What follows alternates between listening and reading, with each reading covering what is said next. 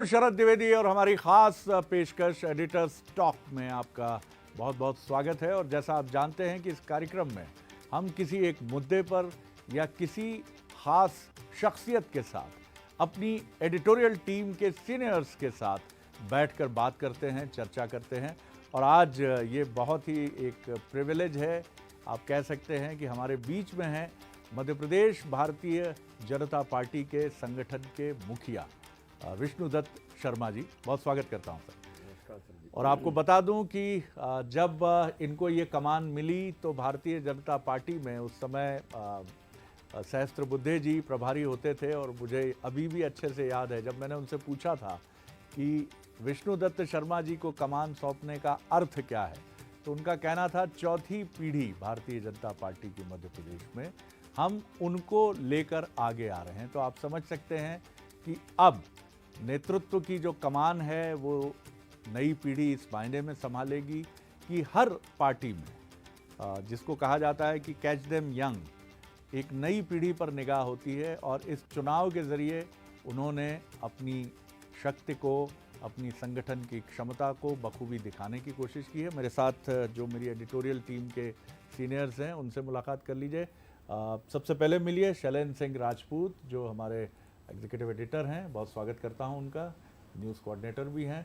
सुनील शुक्ला जी हैं मेरे साथ जो हमारे एग्जीक्यूटिव एडिटर हैं और हमारा डिजिटल मीडिया जो है उसको हेड करते हैं, उनका बहुत स्वागत है। और मनोज सैनी जी से तो आप परिचित ही हैं, ये वो चेहरा है मध्य प्रदेश में चुनाव का जिसको अगर मैं कहूँ कि 125 विधानसभा सीटों में पहुँच इन्होंने बताया है कि एक पत्रकार किस तरह से अपनी स्ट्रेंथ को शो करता है। मैं सबसे पहले सवाल के लिए मनोज संगठन के मुखिया से बीजेपी के आप ही को आमंत्रित करता हूं कि आप सवाल करें जी। मेरा पहला सवाल आपसे यही है कि अब चुनाव संपन्न हो गए हैं और जो दावे किए जा रहे हैं उसमें ये कहा गया कि महिला का जो वोट ऑफ परसेंटेज है वो बढ़ा है, तो ये संगठन की जो क्षमता थी अंतिम 3 दिनों में उसने काम कर दिया या आपकी योजनाएं काम कर?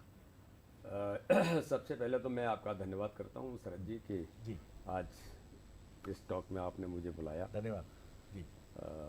मध्य प्रदेश के अंदर इस चुनाव में जो लगभग 1.52% वोट की जो वोट शेयर जो बढ़ा है जी, इसके बारे में अगर मैं श्रेय किसी को देता हूं तो मध्य प्रदेश के भारतीय जनता पार्टी के उन कार्यकर्ताओं ने जिन्होंने प्रत्येक बूथ पर योजनाबद्ध तरीके से अमित शाह जी के उस मंत्र को जमीन पर जो उतारा। तो एक तो मूल कारण उसमें यह है कि कार्यकर्ताओं ने वोटर को ज़्यादा से ज़्यादा निकाला, अपने कार्यकर्ता को पोलिंग बूथ तक पहुंचाया और महिलाओं ने भी बड़ी संख्या में जो हिस्सा लिया। तो उसमें केंद्र सरकार की, राज्य सरकार की योजनाओं के साथ जो लाडली बहना योजना का भी एक बड़ा इम्पैक्ट था कि महिलाओं को लगा कि भारतीय जनता पार्टी ने जो इतना बड़ा एक अवसर हमारी बहनों को, उनको सम्मान के लिए, उनको सशक्त बनाने के लिए दिया है, तो महिलाओं ने भी बढ़ चढ़ करके हिस्सा लिया। तो एक कॉमन तौर पर इन सारे बातों के कारण से मध्य प्रदेश के अंदर इस बार भारतीय जनता पार्टी के कैडर ने अथक मेहनत और परिश्रम और योजनाबद्ध तरीके से जो किया, माइक्रो मैनेजमेंट के प्लान के साथ जो किया, उसका परिणाम है कि इस बार मध्य प्रदेश के अंदर वोट शेयर बढ़ा है। तो वोट शेयर बढ़ा है ऐसा वीडी शर्मा जी का कहना है और इसके मायने हैं, इसकी तरफ भी वो इशारा करते हैं। आगे बढ़ें अगले प्रश्न की तरफ। देख लीजिए भारतीय जनता पार्टी संगठन यानी बीजेपी की ताकत, कुछ हम आपको ग्राफिक्स के जरिए बताते हैं कि क्यों मध्य प्रदेश देश में बीजेपी का सबसे मजबूत किला संगठन की दृष्टि से माना जाता है।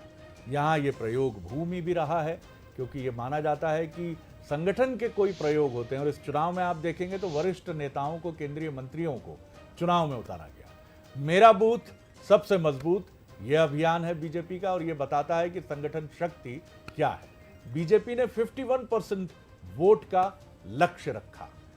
अर्ध पन्ना समिति जो है इनका भी गठन किया गया। इसके बारे में अगर कोई जिज्ञासा होगी तो हमारे कोई साथी पूछ सकते हैं कि अर्ध पन्ना समिति ये जो है इसका गठन क्या है। और 7 सांसदों को चुनाव मैदान में उतारा। और ये वो सीटें थीं जहां चुनौतियां थीं और जो मानी जाती थी सीटें कि उन पर अधिकार करना काफ़ी कठिन होगा, काफ़ी चुनौतीपूर्ण होगा। चलिए अब मैं अगले सवाल की तरफ बढ़ता हूं और ये शैलेंद्र जी को आमंत्रित करता हूं इस सवाल के लिए। शैलेंद्र जी। डी भाई, ये जब मध्य प्रदेश में हम आते हैं और बीजेपी और कांग्रेस को आमने सामने खड़ा करते हैं तो सबसे बड़ा अंतर जो दिखाई देता है वो संगठन का है। बीजेपी का संगठन बहुत मजबूत माना जाता है मध्य प्रदेश में, पूरे देश में एक इसको आदर्श के रूप में लिया जाता है।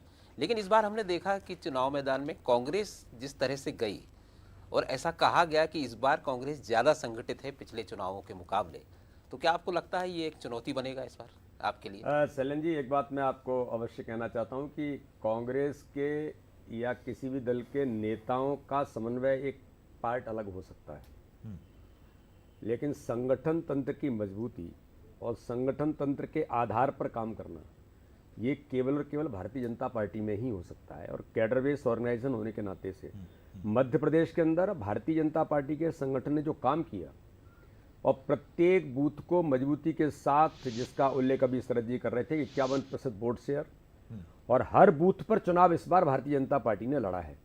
तो ये बूथ मजबूती का अभियान आज से नहीं, पिछले मैं देख रहा हूँ जब से मैंने जिम्मेदारी संभाली तब से मुझे तो होश है, तो हम इसी काम में लगे हुए हैं कि बूथ पर हम कैसे अपनी मजबूती के साथ खड़े हों, यही हमारी ताकत है।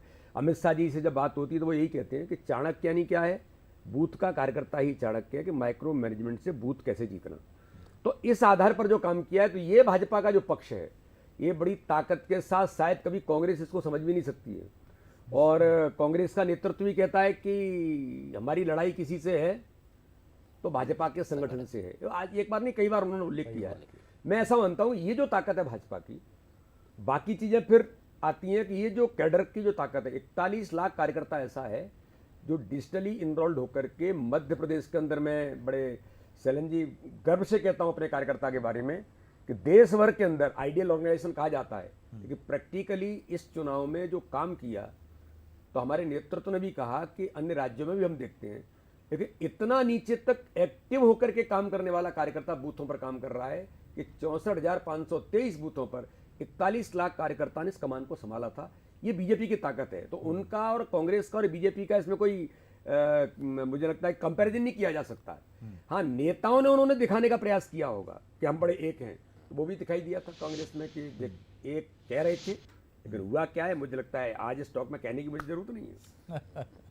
चलिए, ये वक्त बताएगा कि कितनी एकता वास्तविक है या कितनी एकता, और ये दोनों ही पार्टियों के लिए एक बड़ा मसला है। लेकिन बीजेपी इसलिए एज ले जाती है कि बीजेपी में ये कहा जाता है कि आपके भीतर मतभिन्नता हो सकती है, लेकिन पार्टी का अनुशासन की डोर इतनी मजबूत है कि आप उसका दायरा उल्लंघन करके आप बाहर नहीं जा सकते हैं, और यह आपके डीएनए में होता है। सुनील जी, अगला प्रश्न के लिए मैं आपकी तरफ आ रहा हूँ। आशुष जी, मैं ये जानना चाहूँगा कि ये जो 2023 का चुनाव था, ये कहा गया है कि मध्य प्रदेश का सबसे कांटे वाला चुनाव कहा गया है, कि काफ़ी मतलब कड़ा इसमें मुकाबला दोनों ही दलों का सामना करना पड़ा।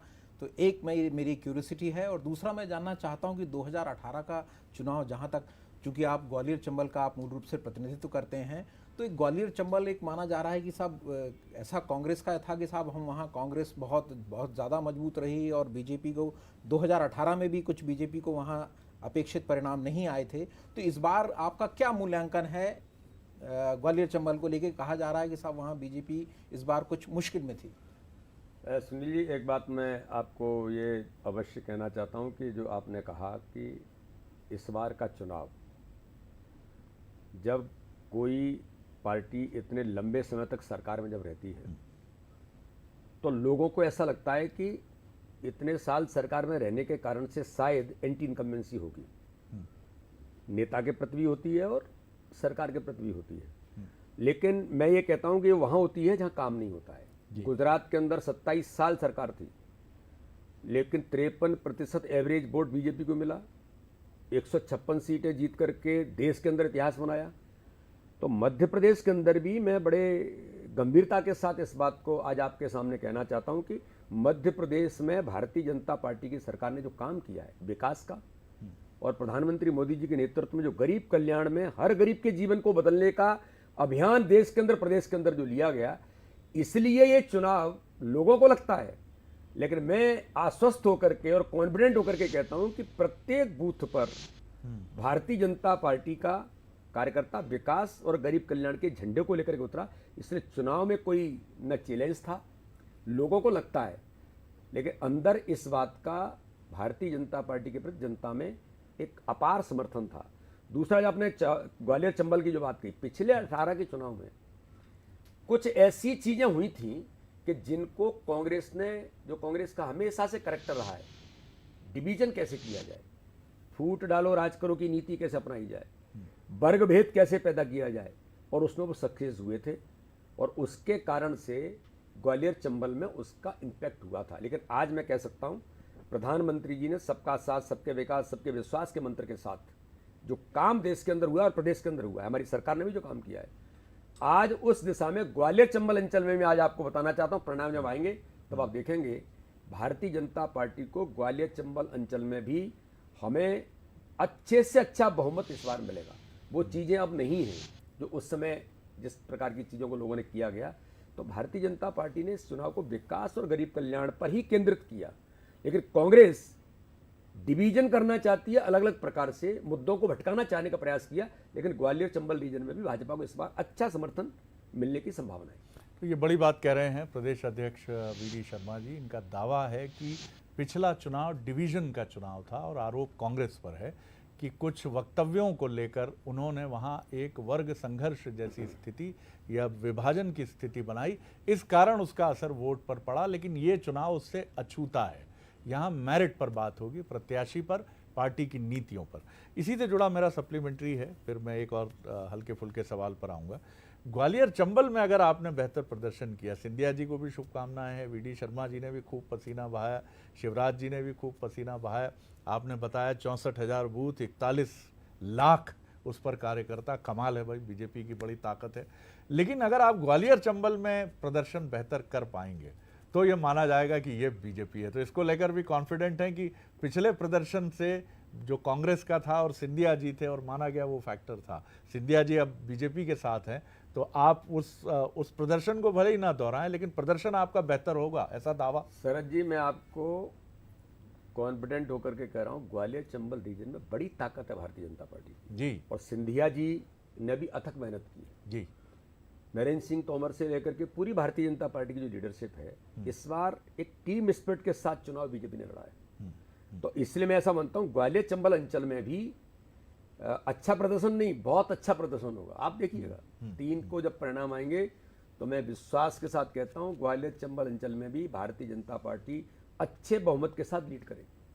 आप लोग जब चुनावी रणनीति बनाते हैं, जब बैठते हैं अंदर, तो मैं जितना आप अपनी मर्यादा के भीतर दर्शकों को बता सकें, किस तरह की चर्चा होती है? क्या एक क्रिकेट टीम की तरह ही बिल्कुल बात होती है कि स्लिप पे 2 लगा दें, मैडॉन पे उसको हटा दें, तेज बॉलिंग के लिए इसको लगा के रखें, बैटिंग ओपनिंग इससे कराते हैं ना, वो प्रधानमंत्री जी की रैली से शुरू करते हैं ना, यहाँ चले जाएं, और मतलब किस तरह का एक भाव होता है? जैसे ड्रेसिंग रूम में होता है, यार ये तो बहुत तेज फेंक रहा है बॉल, 145 प्लस आ रही है, अब ये थोड़ा सा कमलनाथ जी को यहाँ अपने को देखना पड़ेगा, यहाँ दिग्विजय सिंह जी को देखना पड़ेगा, किस तरह का एक माहौल आपके अंदर होता है? जी शरद जी, आपने बड़ा अच्छा प्रश्न किया है। हमारा सौभाग्य है और मैं तो अपने आप को गौरवशाली मानता हूँ कि प्रधानमंत्री मोदी जी जैसे नेतृत्व दुनिया का सर्वाधिक लोकप्रिय नेता है, लेकिन जब वो बात करते हैं तो बूथ की बात करते हैं जी।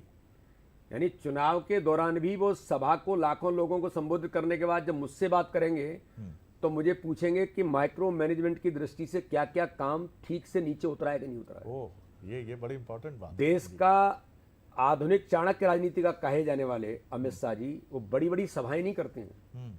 वो मुझे कहते हैं कि मैं 10 संभागों की कार्यकर्ताओं से बात करूंगा, और जब अंतिम बैठक ग्वालियर में लेते हैं तो मैं आज आपको और अपने दर्शकों को भी बताना चाहता हूं आपके माध्यम से, शरद जी, वो कहते हैं अमित शाह जी जैसा राजनीति का चाणक्य कि अब मैं आश्वस्त हूं कि मध्य प्रदेश के अंदर संगठन की ताकत के बल पर हम इस बार चुनाव में परचम फहराएंगे। ये जो माइक्रो मैनेजमेंट का जो प्लान नीचे तक कार्यकर्ता आधारित, कि अमित शाह जी जैसा व्यक्तित्व भी इस नाते से काम करता है, यही हमारी ताकत और यही हमें सीखने को मिलता है। और इस दिशा में हमने एक बेहतर रणनीति के साथ चुनावी मैदान में मध्य प्रदेश के अंदर उतरे। आज उसका परिणाम है कि भारतीय जनता पार्टी के संगठन की ताकत, प्रधानमंत्री मोदी जी के गरीब कल्याण की योजनाएं, और मध्य प्रदेश की सरकार ने विकास, जो बीमारू राज्य जो कांग्रेस का था 2003 का, उसको विकसित मध्य प्रदेश बनाया और हम स्वर्णिम मध्य प्रदेश बनाने की ओर जाएंगे, ये संकल्प के साथ जाते हैं, तो यही भाजपा की ताकत है। और इस ताकत के आधार पर मध्य प्रदेश के अंदर इस चुनाव में भारतीय जनता पार्टी के संगठन ने बेहतर से बेहतर काम भाजपा की टीम ने इस बार किया है। तो टीम स्पिरिट है, जो आपने कहा, टीम स्पिरिट के आधार पर मेरे ख्याल से बहुत इंपॉर्टेंट अपडेट दिया है प्रदेश अध्यक्ष बीजेपी ने कि प्रधानमंत्री जब जाते हैं तो सिर्फ एक औपचारिक अभिवादन करके नहीं चले जाते हैं वो, या लोगों का स्वागत स्वीकार करके नहीं जाते, पूछते हैं माइक्रो मैनेजमेंट क्या था भाई, कितना किया, क्या किया। और सबसे महत्वपूर्ण बात अमित शाह जी की वो बताते हैं कि वो जब देख लेते हैं 10 संभागों के, पूरे संभागों के कार्यकर्ताओं से बात करके तब कंक्लूड करते हैं, और ये दावा सामने आता है कि अब मैं आश्वस्त हूँ कि चीज़ें ठीक दिशा में आगे बढ़ रही। मनोज, आप कहते हैं कि एंटी इनकम्बेंसी नहीं है, लेकिन उसकी बात हुई, आप 5 बड़े चेहरों को आप सामने लेकर आ जाते हैं। नरेंद्र सिंह तोमर है, कैलाश विजयवर्गीय है, प्रहलाद पटेल है, राकेश सिंह है। जरूरत क्या पड़ जाती है? और फिर ये भी कहना पड़ता है कि मोदी के मन में मध्य प्रदेश, मध्य प्रदेश के मन में मोदी।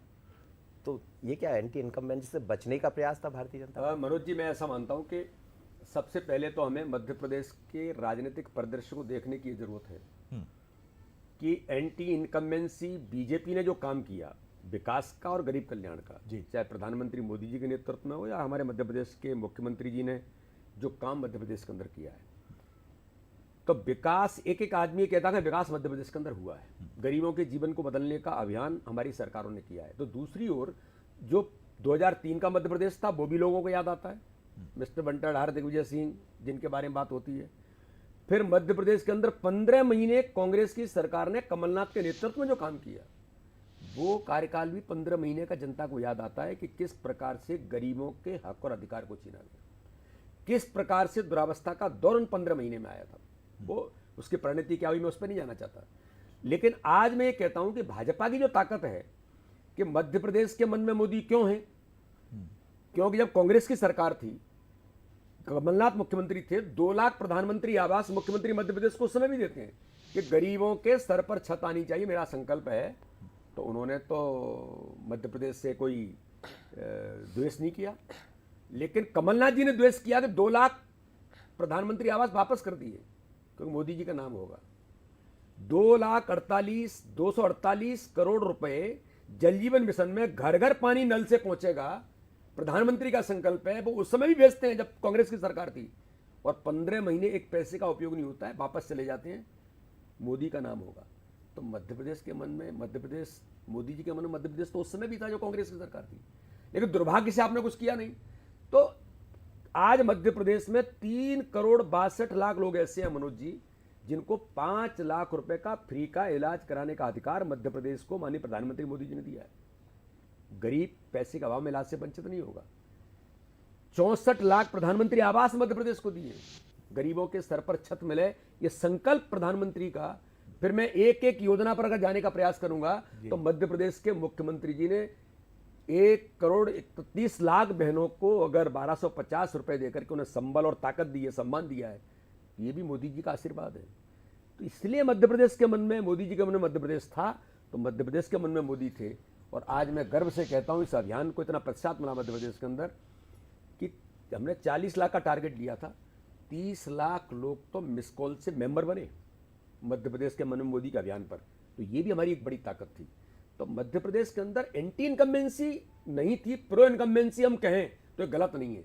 काम के बल पर, गरीब कल्याण के बल पर और संगठन की ताकत के बल पर। नहीं, लेकिन फिर इतना क्यों डर जाते दिग्विजय सिंह से, आप दिग्विजय सिंह कमलनाथ से? नहीं, हम कहां डरते हैं। भारतीय जनता पार्टी के अगर हमने सांसदों को, केंद्रीय नेताओं को अगर उतारा, ये भाजपा की चुनावी रणनीति थी। अमित शाह जी जैसे व्यक्तित्व की रणनीतिक तैयारी क्या हो सकती है, यही तो मध्य प्रदेश को देखने को मिला कि हमारी जो ताकत, केंद्रीय नेतृत्व में काम करने वाले कार्यकर्ता जिन्होंने मध्य प्रदेश के संगठन को खड़ा किया, चाहे नरेंद्र सिंह जी होंगे, कैलाश जी होंगे, प्रहलाद जी होंगे, या जो हमारी ऐसी जो लीडरशिप थी, फग्गन सिंह जी होंगे, इनको अपनी ताकत को उतारा। मध्य प्रदेश को और ताकत कैसे मिल सकती है, तो चुनावी रणनीति का हिस्सा था। ये कोई डर के कारण से नहीं था। अरे कमलनाथ, दिग्विजय सिंह से कौन डरेगा जी? भारतीय जनता पार्टी का इतना बड़ा नेतृत्व, टीम स्पिरिट से, सामूहिक नेतृत्व पर हम चुनाव लड़ रहे थे, तो भाजपा की तो ताकत थी। तो और ताकत जी। कैसे मिलेगी, हमारी रणनीति थी। चलिए अगले सवाल की तरफ शैलेंद्र। हम पिछले 4 चुनाव देखें, 2008, 2013, 2018 और अब 2023। पिछले 3 चुनावों में तो प्रदेश संगठन के हाथ में पूरी कमान रही, लेकिन इस बार ऐसा लगा, कांग्रेस का आरोप भी है कि केंद्र का दखल ज़्यादा रहा, केंद्रीय नेतृत्व का आपका। तो इसकी ज़रूरत थी या रणनीति का हिस्सा था? नहीं, ये शरण जी एक जगह नहीं, पूरे देश के अंदर केंद्रीय नेतृत्व ने अपनी रणनीति के हिस्से के साथ सामूहिक नेतृत्व पर जाना, और अगर हमारा नेतृत्व में इतनी सक्षमता और क्षमता है कि संगठन पद्धति के आधार पर ही भारतीय जनता पार्टी में काम, प्रदेश का नेतृत्व ही सारा काम कर रहा था, लेकिन मार्गदर्शन लेने के लिए हमारा नेतृत्व अगर हमें ताकत देता है तो हमारे पास ताकत देने वाले लोग हैं, या उनके आने से अगर हमें ताकत मिलती है, या उनके आने से पब्लिक परसेप्शन अच्छा बनता है, तो ये तो भाजपा की ताकत है। तो हमारा नेतृत्व अगर हमारी ताकत है तो उनका आशीर्वाद मिलना, उनका मार्गदर्शन मिलना, ये तो हमारे लिए अच्छी बात है। क्या आप इसे इस रूप में भी देखते हैं, या हम देख सकते हैं क्या कि एक सितारा संस्कृति हर पार्टी में होती है, नेता बड़े होते हैं, कद बड़े होते हैं, दिग्विजय सिंह हैं, कमलनाथ जी हैं, शिवराज जी हैं, कैलाश जी हैं, प्रहलाद जी हैं, हर पार्टी में, वसुंधरा जी हैं राजस्थान में, तमाम। तो आपने क्या ये भी सोचा कि एक कलेक्टिव लीडरशिप देंगे तो कार्यकर्ता को संतोष होगा कि सब एक सफ में खड़े हैं, सब एक कतार में खड़े हैं, सब एक साथ है?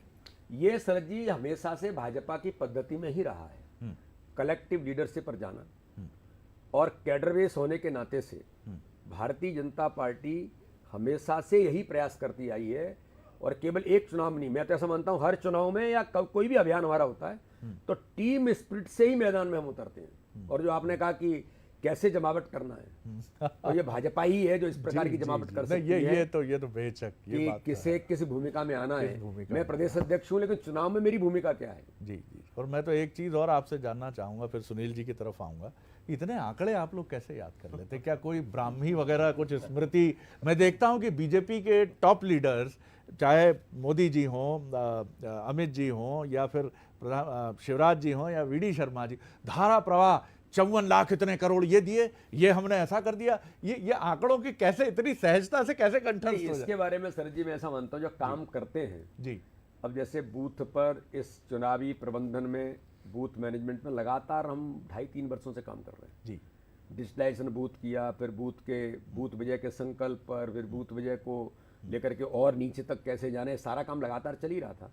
लेकिन आज मुझे बताने में इस बात का गर्व है कि भारतीय जनता पार्टी की ताकत है कि कांग्रेस नारा देती रही गरीबी हटाएंगे गरीबी हटाएंगे, लेकिन कभी गरीबी हटी नहीं। लेकिन प्रधानमंत्री मोदी जी ने 2 बातें इस देश के अंदर की। एक तो 85 पैसे गरीब तक नहीं पहुंचता, वो भ्रष्टाचार में दलाल बिचौलिए खा जाते हैं। प्रधानमंत्री मोदी जी ने 2014 के बाद सुनिश्चित कर दिया कि 1 रुपया गरीब तक जाना तो 1 ही जाएगा। ये राजनीतिक परिवर्तन भारत के अंदर प्रधानमंत्री मोदी जी ने किया जी। एक करप्शन को कैसे रोका जा सकता है, जनधन अकाउंट, सारी चीजें, उसका बहुत उल्लेख का समय नहीं है। लेकिन आज प्रधानमंत्री मोदी जी के नेतृत्व में भारत के अंतर्गत 13 करोड़ लोग गरीबी रेखा से ऊपर आते हैं। तो मध्य प्रदेश के अंदर 1,39,00,000 लोग गरीबी रेखा से ऊपर निकल करके चले जाते हैं। ये सामान्य परिवर्तन नहीं है। तो ये जो सारी चीजें हैं, केवल ये आंकड़े नहीं है, जब होता है तो जनता के बीच हम उसको लेकर के जाते हैं, तो नेचुरली वो आपके व्यवहार में आता है। और आपने ये डेवलपमेंट पर ही लड़ा ये चुनाव विशुद्ध रूप से मध्य प्रदेश में, ये भी हमने देखा, जो अपने आप में अच्छी बात है। सुनील जी। शर्मा जी, जैसे आपने कहा कि भी एक सामूहिक नेतृत्व की बात, लेकिन फिर भी एक जो सवाल है कि 2018 तक जो पार्टी कहती थी कि हर विधानसभा चुनाव में कि हम एक फेस के साथ में हम जाते हैं, और आप विपक्ष को लेके उसको लेके घेरते थे कि हमेशा हमारा लीडर तय है, हम एक चेहरे के साथ जाते हैं। लेकिन ऐसी क्या वजह रही 2023 तक में, आप कह रहे हैं, लेकिन एक आम जनता में, चूंकि हम पत्रकार लोग हैं, लोगों में भी जाती है, तो कहीं ना कहीं ऐसी क्या वजह थी? एक शिवराज जी के नाम पे एक बड़ा चेहरा, और जिस तरीके से इस बार तय किया गया कि नहीं, हम किसी को प्रोजेक्ट नहीं कर रहे हैं, और एक तरीके से 7 लोगों को आपने, बड़े नेताओं को उतारा और कहा कि हमारे पास तो इतने चेहरे, और कहीं ना कहीं लगता है कि ऐसा किया गया कि इसको लेके शिवराज जी के मन में भी पीड़ा। तो मैं जानना चाहता हूँ कि क्या एक ऐसा रहा कि जो बीजेपी इस बार आपने चेहरा अनाउंस नहीं किया? पहली बात तो मैं ये कहूँगा कि जो आपने कहा कि शिवराज जी के मन में भी ऐसा, शिवराज जी एक शुद्ध कैडर होने के नाते से न कभी उनके मन में ऐसा आया, न कभी रहा। चुनावी रणनीतिक हिस्से में केंद्रीय नेतृत्व ने इस बार एक जगह नहीं, आपने देखा होगा कि चाहे छत्तीसगढ़ हो, चाहे राजस्थान हो, चाहे मध्य प्रदेश हो, सभी स्थानों पर सामूहिक नेतृत्व पर जाएंगे। ये चुनावी रणनीति का ही हिस्सा हमारे केंद्रीय नेतृत्व का था और उसी आधार पर हम टीम स्पिरिट के साथ मैदान में उतरेंगे जी। और आज वो ताकत के तौर पर खड़ा हुआ कि जो पूरी टीम मैदान में उतरी। तो इसलिए एक चुनावी रणनीति का हिस्सा था कि केंद्र ने इस प्रकार निर्णय लेकर के कि हम इस प्रकार इस चुनाव में इस बार जाएंगे। तो इसलिए मुझे लगता है कि ये तो भाजपा के लिए बड़ी ताकत है। आप जो बात कह रहे हैं, अभी 2 दिन पहले अनौपचारिक चर्चा थी, लेकिन मुख्यमंत्री शिवराज जी ने यही बात कही। उन्होंने कहा मैं कभी पद की होड़ में शामिल नहीं था और मुझे ऐसा लगता है कि 2013-18 की तुलना में मैंने और अधिक मेहनत की है। 165 विधानसभा सीटों तक पहुंचा हूं। तो ये बीजेपी का एक अनुशासन है। बहुत धन्यवाद करूंगा आपका विष्णुदत्त शर्मा जी, वीडी शर्मा जी हमारे स्टूडियो में आए इतनी व्यस्तता के बाद। बहुत शुक्रिया मनोज आपका, सुनील जी और हमारे शैलेंद्र जी। मैं इनको देख रहा हूं, आप भी सुनना चाहेंगे कंक्लूजन में कि रिजल्ट क्या रहा इस बातचीत का। तो मैं मेरा जो इंटरप्रिटेशन है, मेरे सामने प्रदेश संगठन के एक ऐसे मुखिया हैं जिन्होंने खूब पसीना बहाया अपनी टीम के साथ और वो अपने टॉप लीडर्स के काम से बहुत प्रसन्न हैं कि उन्होंने उनको बताया भी है कि चुनावी रणनीति कैसे बनाई जाती है और खुद वीडी शर्मा जी उस टीम का टॉप लेवल पर हिस्सा रहे हैं। वो एक ऐसे नेता के तौर पर यहाँ बैठे हैं जिन्होंने खूब पसीना बहाया, खूब होमवर्क किया, परीक्षा के लिए कोई कोर कसर नहीं छोड़ी है। इसलिए वो निश्चिंतता मैं इनके चेहरे पर देख रहा हूँ कि जब आप पर्चा अच्छा लिख कर आते हैं तो फिर आप रिजल्ट को लेकर ये नहीं सोचते क्या होगा कितना, क्योंकि वो एक डर नहीं आता आपके चेहरे पे। उनके चेहरे पर यह भाव है कि रिजल्ट ज़रूर अच्छा होगा, हमने पसीना खूब बहाया है।